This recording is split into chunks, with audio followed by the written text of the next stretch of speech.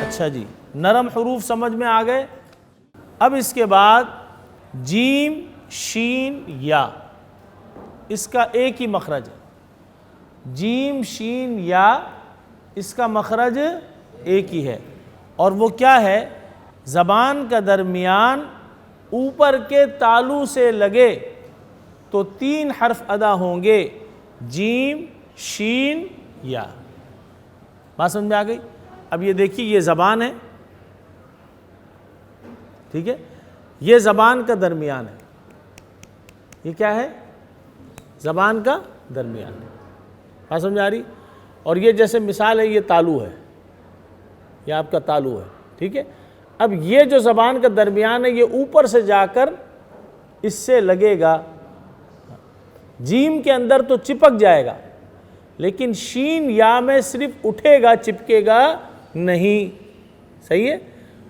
تو ان تینوں کا مخرج ایک ہی ہے کہ زبان کا درمیان اوپر تالو سے جا کر لگے تو جیم، شین اور یا ادا ہوتے ہیں۔ صحیح ہے؟ اب اس کو ہم ساکن کر کے پڑھیں گے۔ اج، اش، ای۔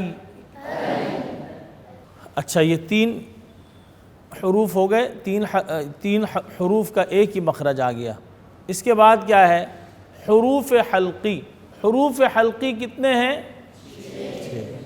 حمزہ، ہا، عین، حا، غین، خا۔ 6 حروف ہیں، حمزہ، ہا، عین، حا، غین، خا، ٹھیک ہے۔ اب یہ 6 حروف حلق سے ادا ہوں گے۔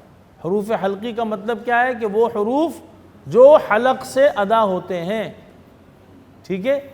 یہ 6 حروف حلق سے ادا ہوں گے، ٹھیک ہے۔ اب قرۂ کرام نے اور اسی طرح سے جو امام القرات ہیں، انہوں نے، جنہوں نے یہ کتابیں لکھی ہیں، یہ مخارج بعد میں لکھے گئے ہیں۔ یہ جو مخارج ہیں، مخارج الحروف، یہ ماہر قرۂ کرام نے اور علماء کرام نے جو علم قرات کو اچھی طرح جانتے تھے، علم تجوید کو اچھی طرح جانتے تھے، انہوں نے یہ مخارج الحروف لکھے ہیں۔ بات سمجھ میں آ گئی؟ اور بعد میں اس کی صفات لکھی ہیں تجوید کی۔ تو قرۂ کرام نے حلق کے 3 حصے کیے ہیں۔ کتنے حصے کیے ہیں؟ 3 حصے کیے۔ حلق کے شروع کے حصے سے 2 حرف ادا ہوں گے، غین اور خا۔ حلق کے شروع سے جو منہ کی جانب ہے، وہاں سے غین اور خا ادا ہوں گے۔ اب اس کو ہم ساکن کر کے پڑھتے ہیں۔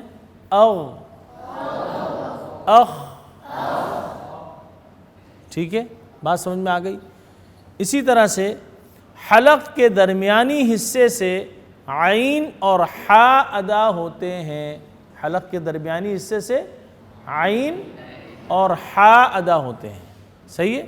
غین اور خا کی جگہ یہ غین، خا، اس کے بعد درمیانی حصہ عین، حا۔ بات سمجھ آ گئی؟ اس کو ساکن کر کے پڑھیں۔ اع، اح، ٹھیک ہے، آ گئی بات سمجھ میں؟ تو یہ جو 2 حروف ہیں، یہ حلق کے درمیانی حصے سے ادا ہوں گے، عین اور حا۔ حلق کے آخر سے جو سینے کی طرف ہے، وہاں سے حمزہ اور ہا ادا ہوں گے۔ صحیح ہے؟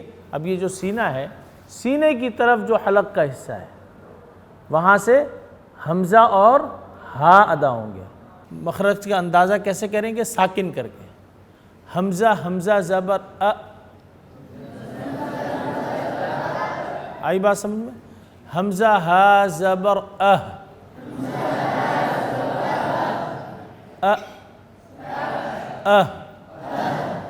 بات سمجھ میں آ گئی؟